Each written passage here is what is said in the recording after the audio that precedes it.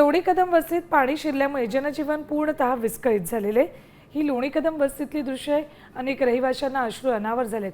त्यांच्या घरांमध्ये पाणी साचल्यानं पै पै गोळा करून जमवलेल्या संसाराचं साहित्य आता हातातून निसटून गेले। थेट जाऊयात आमचे प्रतिनिधी सागर आव्हाड यांच्याकडे। सागर, ही दृश्यच खूप बोलकी आहेत। अनेकांचं अगदी आयुष्य खस्ता घालून त्यांनी जमवलेलं सगळं आज पाण्यात वाहून गेलंय। तर हे या ठिकाणचे नागरिक आहेत, त्यांच्या डोळ्यामध्ये अश्रू अनावर झालेत। पाण्यात बसून आंदोलन करताय। काय परिस्थिती आहे, काय झालंय, काय होतं, काय रडताय, काय अश्रू अनावर झालेत? काय परिस्थिती होती? घरामध्ये पाणी, अन्न पाणी वाहून गेलं, कपडे वाहून गेले, घरात झोपायला जागा नाही। माझं घर स्वतःच चांगलं आहे, पण माझ्या शेजार पाजारचे सगळे घरे बघा। मी आंदोलन करतो, माझं घर सुरक्षित आहे, पण मला लबाडीने वागायचं नाही। माझ्या घरामध्ये बघा काय परिस्थिती होती रात्री। लहान लेकरं, तुम्ही म्हणले लहान लेकरं पाण्यात होते, पाणी, तुम्ही पाण्यात बसलाय। पाण्यात बसलो आम्ही, लहान लेकरं पाण्यामध्ये खायला, कायचं सगळं वाहून गेलं, गोदाय सगळं वाहून गेलं। आम्ही कुठं झोपायचं? कुठं आहे बाकी कोणी आलतं का प्रशासनातलं?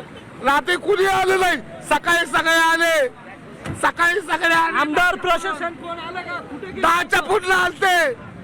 मग तुम्ही बघा, 10च्या फुटला आलते। हा, ग्रामसेवक मात्र 9 वाजता आलते। ग्रामसेवक 9 वाजता आलते। आमचे ग्रामसेवक 9 वाजता आलते। नाही, पण बाकी लोक कुठे? मदत तर काहीच नाही आली, कुठे गेले? आता ते काय बोलले, काय ते म्हणले तुम्हाला आज जेवण आम्ही देतो। त्या काय बाकीचे लोक कुठे? काय काय काय काय नुकसान झालंय?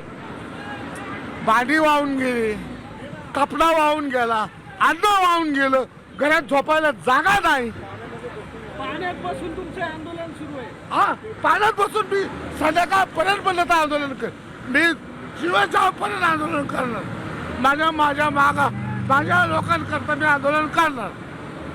नक्की आपण जर बघितलं तर ही या ठिकाणची परिस्थिती आहे। क्रेनच्या साहाय्याने एक मोठा टँकर जो आहे तो या ठिकाणी टेम्पो फसलेला आहे आणि हा टेम्पो काढण्याचं काम सध्या या ठिकाणी सुरू आहे।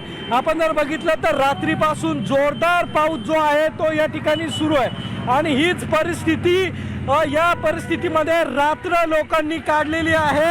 आणि आता जर बघितलं तर प्रत्येकाच्या घरामध्ये पाणी गेलेलं आहे, त्याचबरोबर अनेकांचे संसार जे आहे ते पाण्यामध्ये गेलेले आहेत। आता हा टेम्पो जो आहे तो बाहेर काढला जातोय। रात्रीपासून हा टेम्पो या ठिकाणी पाण्यामध्ये फसलेला होता आणि आता टेम्पो काढण्यामध्ये या ठिकाणी नागरिकांनी मोठं सहकार्य केलेलं आपल्याला पाहायला मिळत आहे। या ठिकाणचे स्थानिक आहेत, त्यांचं म्हणणं आहे की पाऊस जोरदार झाला, सगळं पाण्यामध्ये सागर, या पाण्यात सगळं वाहून गेलेलं आहे, म्हणूनच त्यांना अश्रू अनावर होत आहेत। धन्यवाद संपूर्ण माहितीसाठी। आता isakal.com आहे देशातील नंबर 1 ची मराठी न्यूज वेबसाईट। प्रत्येक अपडेटसाठी isakal.com ला नक्की भेट द्या।